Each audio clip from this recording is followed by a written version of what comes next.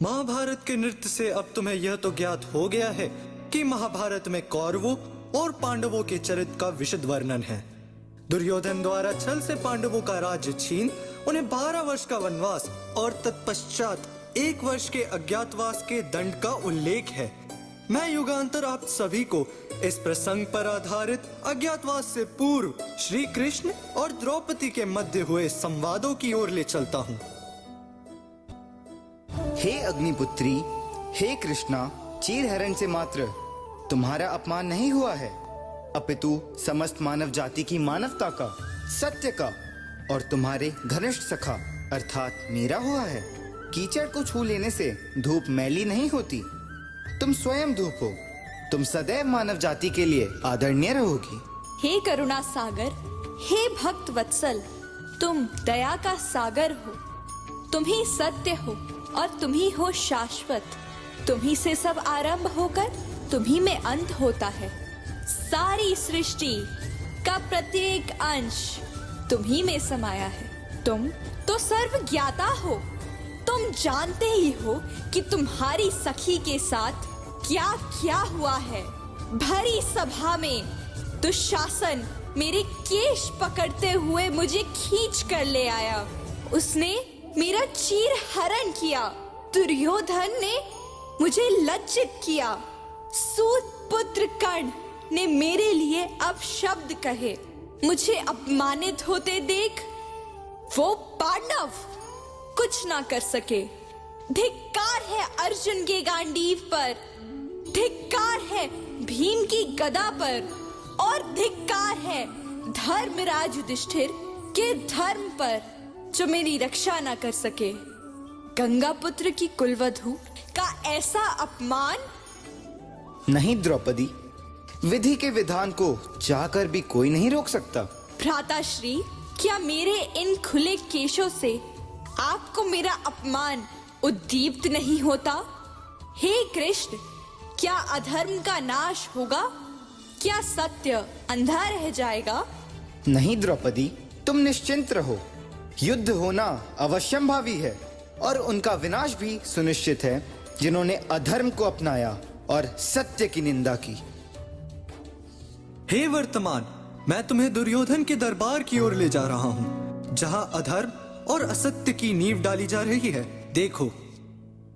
दुर्योधन राजा धृतराष्ट्र और गांधारी के 100 पुत्रों में ज्येष्ठ।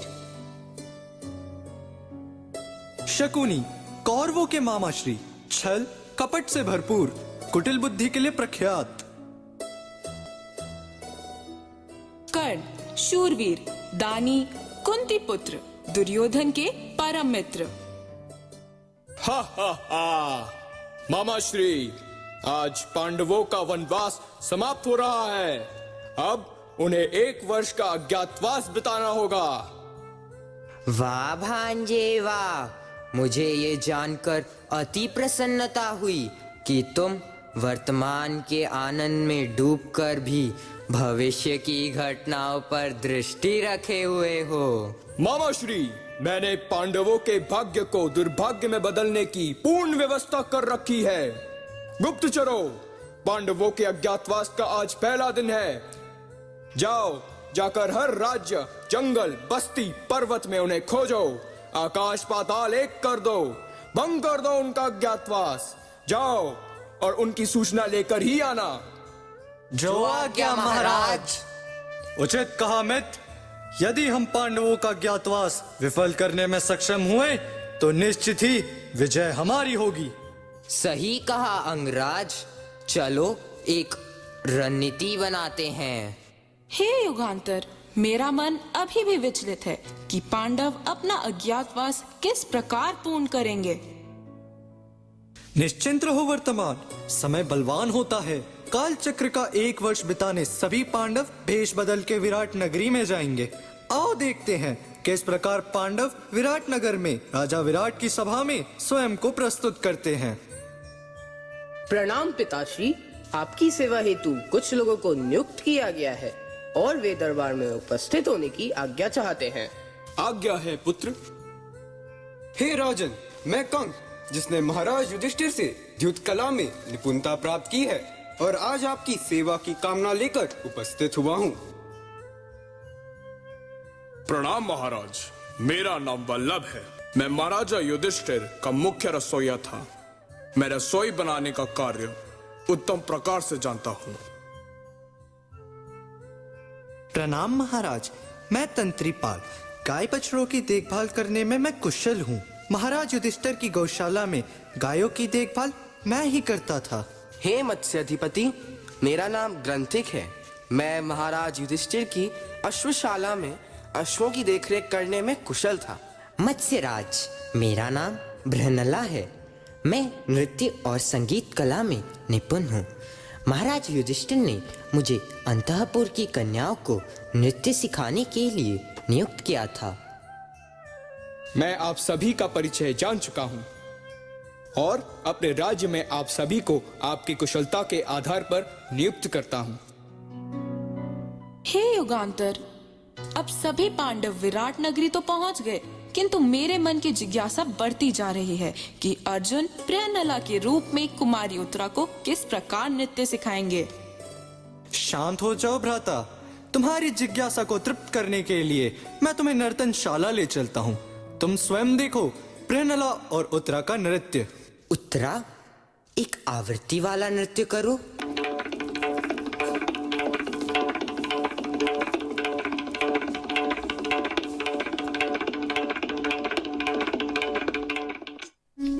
ऐसी नहीं, स्मरण रहे, नृत्य चक्षुश्रवा बनाने की कला है, जिसके माध्यम से कुछ कहे बिना ही दर्शक आपकी बात समझ जाए।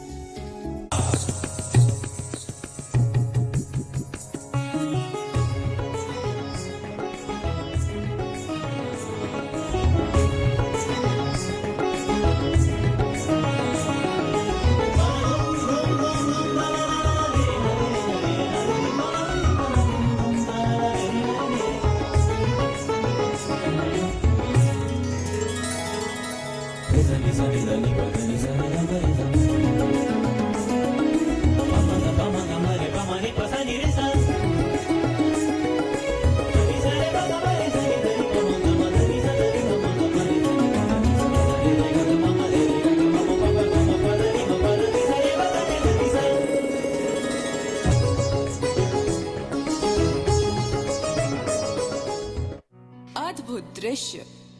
मेरे मन का कौतूहल बढ़ता ही जा रहा है कि द्रौपदी दासी के रूप में अपनी भूमिका किस प्रकार निभाएंगी। 12 वर्ष के वनवास के अपार कष्टों के थपेड़ों ने द्रौपदी को दासी के कार्य में भी सक्षम बना दिया है। तुम स्वयं देख लो। मैं तुम्हें रनिवास की ओर ले चलता हूँ। तुम तो श्रृंगार कला में निपुण हो सैरंध्री। रानी द्रौपदी तो तुमसे बहुत प्रसन्न रहती होंगी। हाँ, महारानी प्रसन्न तो रहती थी, किंतु अब यह विचार मेरे हृदय को अत्यधिक विचलित कर देता है। हाँ सैरंध्री, तुम्हें तो दुख होता होगा, किंतु मुझे तो आश्चर्य होता है कि जो पांडव कभी किसी युद्ध में न हारे, वे अपना सब कुछ, यहाँ तक कि रानी द्रौपदी को भी द्युत क्रीड़ा में किस प्रकार हार गए।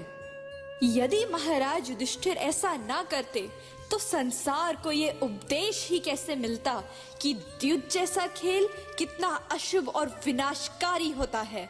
हाँ, अच्छा छोड़ो, तुम्हें एक आवश्यक कार्य करना है।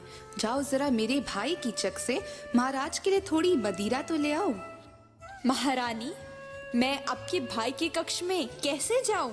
चिंता मत करो सैरंध्री, कीचक मेरा भाई है और तुम निस्संदेह वहां जा सकती हो। जो आज्ञा महारानी।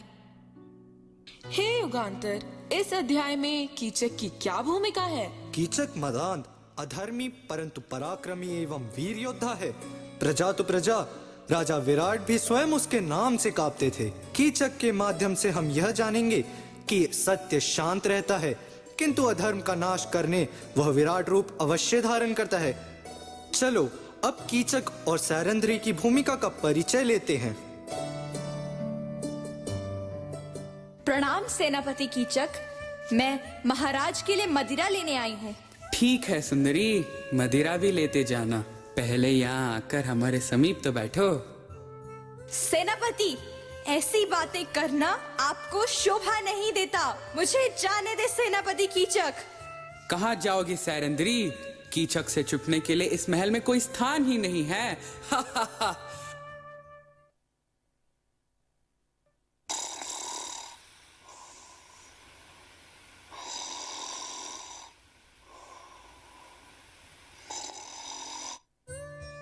चैन से सोने वाले सर्वश्रेष्ठ गदाधर, धन्य हो तुम।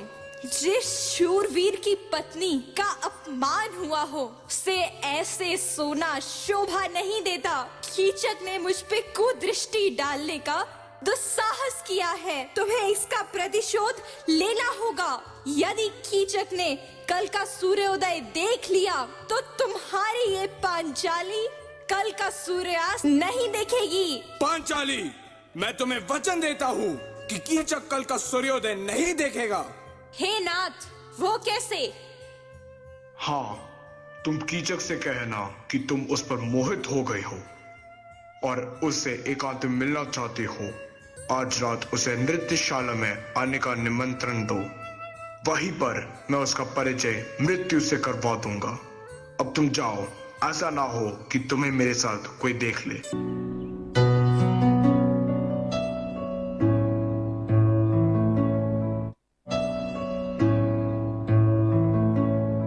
सेनापति, इस प्रकार हमारा मिलना अनुचित होगा। हमें सबसे छिपकर मिलना चाहिए, किसी को कानों कान पता ना चले। जैसी तुम्हारी इच्छा सुंदरी। कहो कब और कहाँ मिलना चाहती हो? सेनापति, आज रात नृत्यशाला में मैं तुम्हारी प्रतीक्षा करूंगी। विलंब ना करें।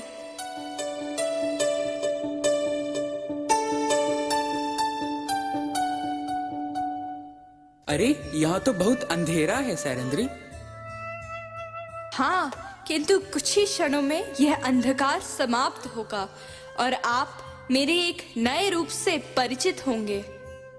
सैरंद्री, इसी क्षण की प्रतीक्षा तो मैं कब से कर रहा था।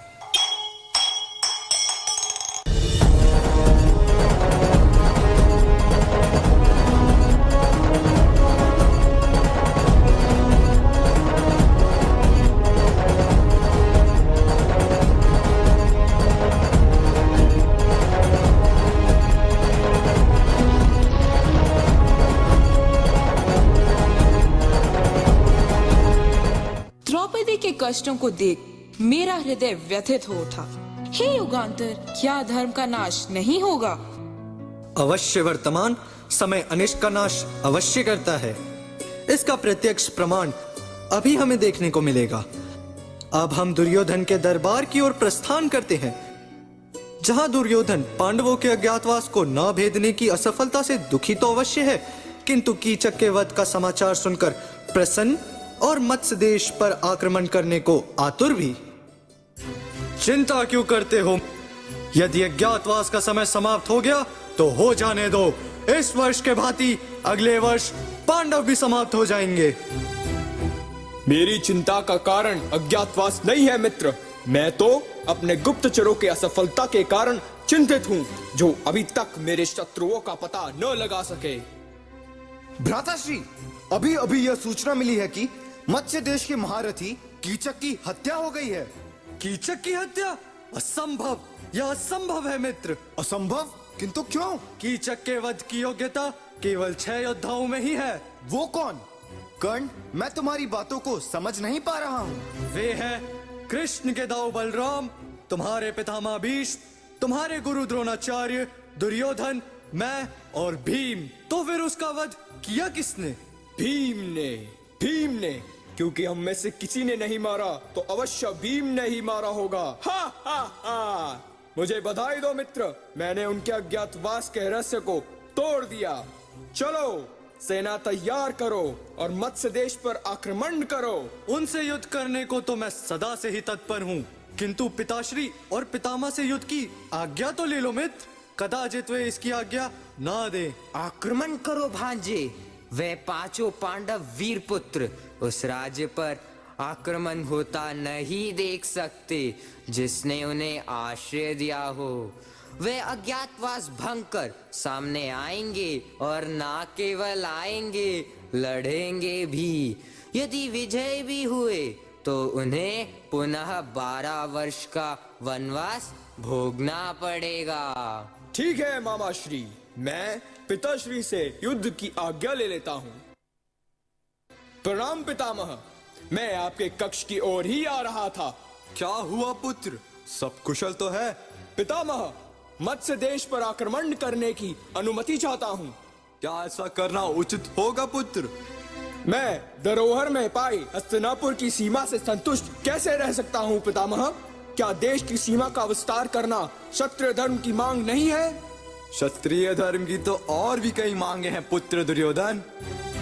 अर्थात पितामह, आप यह निर्णय ले चुके हैं कि आप मेरी कोई भी मांग स्वीकार नहीं करेंगे। क्या द्वित क्रीड़ा स्वीकार करने योग्य थी? क्या कुलवधू का वस्त्र हरण करना किसी भी प्रकार से स्वीकार्य था? तनिक विचार करो पुत्र, तुम पछताव लाते भी हो तो कैसे कैसे? ना चाहते हुए भी मैं तुम्हारे पक्ष के लिए रण क्षेत्र में युद्ध अवश्य करूंगा। उचित है पितामह। इस प्रकार कौरवों ने मत्स्य देश पर आक्रमण कर दिया और अर्जुन प्रहनला के रूप में उत्तर को सारथी बनाकर युद्ध भूमि में गए एवं कौरवों को पराजित कर विजय शंख बजाते हुए स्वयं को सार्वजनिक रूप से प्रकट कर दिया। हे युगांतर, क्या अब युद्ध होगा? दुर्योधन ने श्री कृष्ण के संधि प्रस्ताव को ठुकराकर समस्त भारतवर्ष को संकट में डाल दिया। अब चारों दिशाओं में त्राही त्राही का नाद गूंजेगा। हे वर्तमान, इसके अतिरिक्त कोई दूसरा विकल्प भी तो नहीं है। आओ युद्ध भूमि में पदार्पण करते हैं।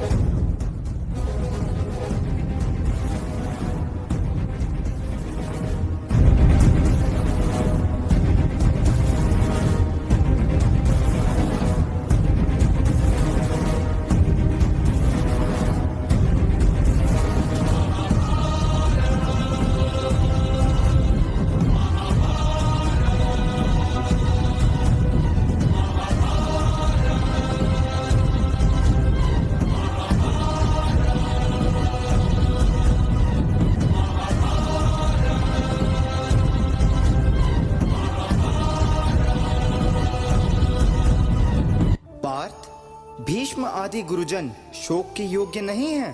क्षमा दया तब त्याग मनोबल सबका लिया सहारा। पर नर व्याघ्र सुयोधन कहो कहाँ का भारा। हे पार्थ सारथी, हे मधुसूदन, ये कैसी विडंबना है। मैं अपने ही पितामह, मेरे गुरु और मेरे भाइयों से द्वंद्व करने जा रहा हूँ। मेरा मन विचलित हो रहा है, मेरा गांडीव त्रास से पीछे हट रहा है। मैं स्वजनों से किस प्रकार युद्ध करूं? हे सृष्टि के पालनकर्ता, मेरी सहायता करें, मेरे मन को सही दिशा प्रदान करें। हे पार्थ, जीवन का एकमात्र सत्य है और वो है मृत्यु। हे पार्थ सारथी, क्या अपनों को ही मारना अधर्म नहीं? क्या यह विनाश लीला नहीं? ये कैसा न्याय है सखा? क्यों व्यर्थ चिंता करते हो, क्यों व्यर्थ डरते हो? ना आत्मा का जनन होता है और ना ही मरण। संसार में अपना कुछ भी नहीं। मोह माया से मुक्त होकर तुम अपने कर्मों को मुझ पर अर्पित करो। हे अर्जुन, मिटा दो हर संदेह, मिलेगा सब प्रश्नों का उत्तर। दिव्य दृष्टि प्रदान करता हूं मैं, देखो अब विराट रूप मेरा।